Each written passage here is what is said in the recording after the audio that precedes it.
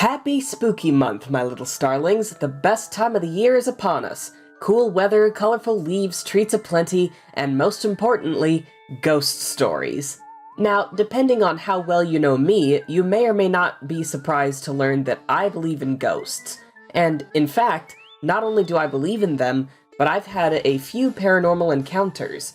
I think the most surprising thing about them, though, has been that not one of the encounters I've had were scary or malevolent in nature. Every single ghost I've ever been around was not only chill, but also incredibly nice. What do I mean by that?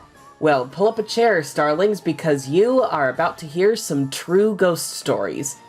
Before we get started, though, I just want to quickly encourage you to subscribe to my channel if you haven't already, and be sure to ring the bell. I do live streams, animation memes, story times, and a bunch of other content. Be sure to check out some of my other videos on my channel to see if they're your cup of spiders. Alright, that's enough self-promotion.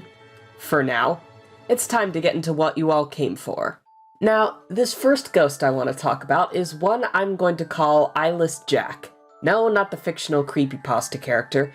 This was a ghost who was in one of the houses I grew up in. It's been a long time since I've even thought about this spirit, so take what I remember with a grain of salt. But according to memory, he was a soldier from one of the world wars whose eyes needed to be removed after suffering some kind of unfixable trauma.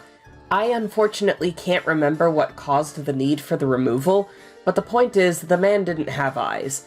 A lot of people might think that the ghost of a hardened war soldier who can't see might be angry and try to hurt people. But the most he ever did when he was mad was knock over my dad's drinks, and that was only because my dad said he didn't believe that Jack was real. Jack would often just watch over me and keep me company. It wasn't exactly possible to play with him or carry a conversation, but I could feel in my heart that he only had the best of intentions for me. For a while, I even had a homemade doll I made for him so that he could go into it and get out of the house every so often. And I took that doll with me when I moved to Minnesota.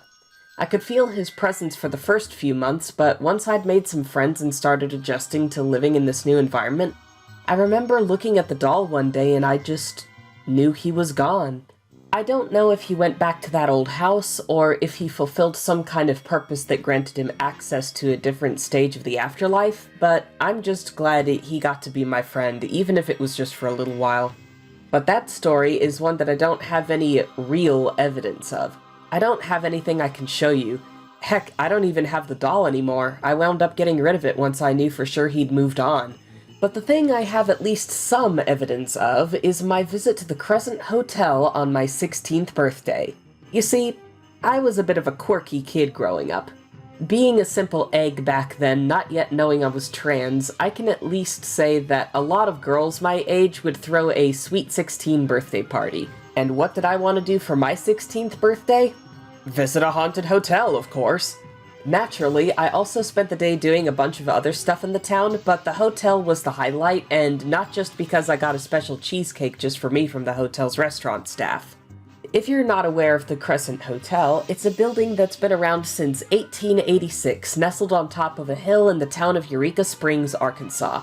And while you would, of course, expect a building that old to be haunted, you may be surprised to learn that it has repeatedly been credited as one of the most haunted locations in America.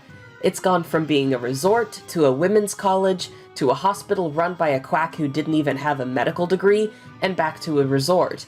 As you can imagine, a lot of people died there, especially in the hospital era, but people were dying there before the hotel was even finished being constructed. If memory serves right, one of the construction workers, Michael, had been working on a beam on the 4th floor when he saw a beautiful woman far down below. Him being a ladies' man, he decided to try to flirt with her from all the way up there, lost his balance, and fell down to the 2nd floor to his death. The area where he died is now a room that you can rent, and it's said that he regularly interacts with guests.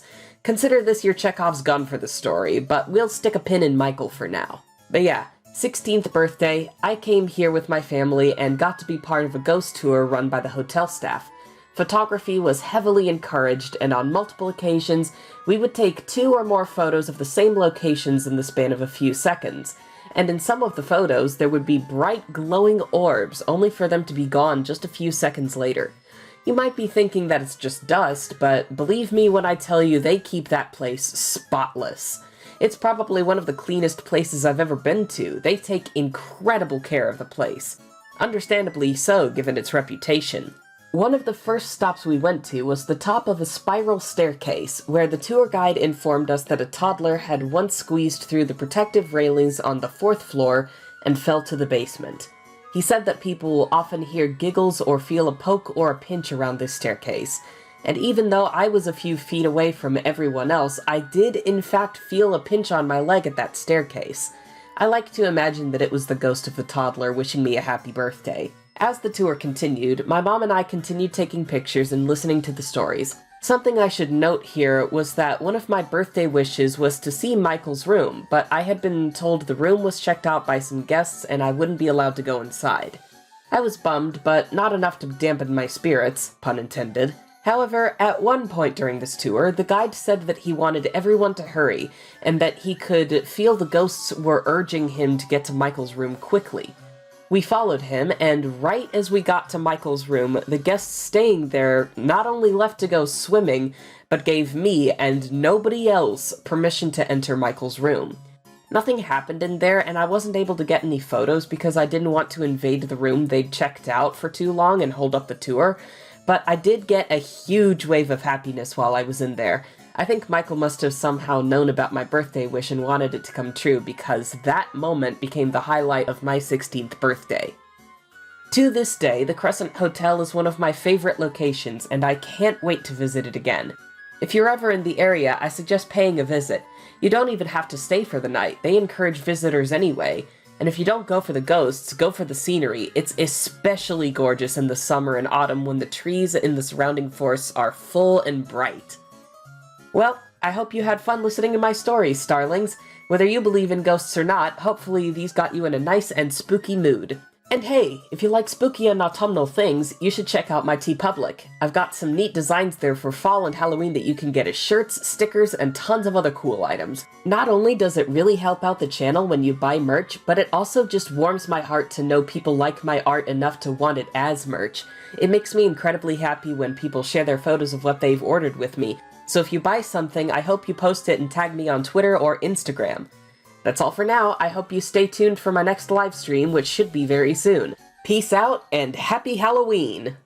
Hey, thanks for watching! If you enjoyed the video, be sure to give it a like and leave a comment down below. If you haven't already, you should click the subscribe button and ring the bell to be notified about all future uploads and live streams. If you'd like a shout out on every live stream I do, access to custom channel emojis, and many more perks, please consider becoming a stellar supporter by clicking the blue join button next to the subscribe button. That's all for now. See you in the next video. Stay inspired, stay creative, and peace out!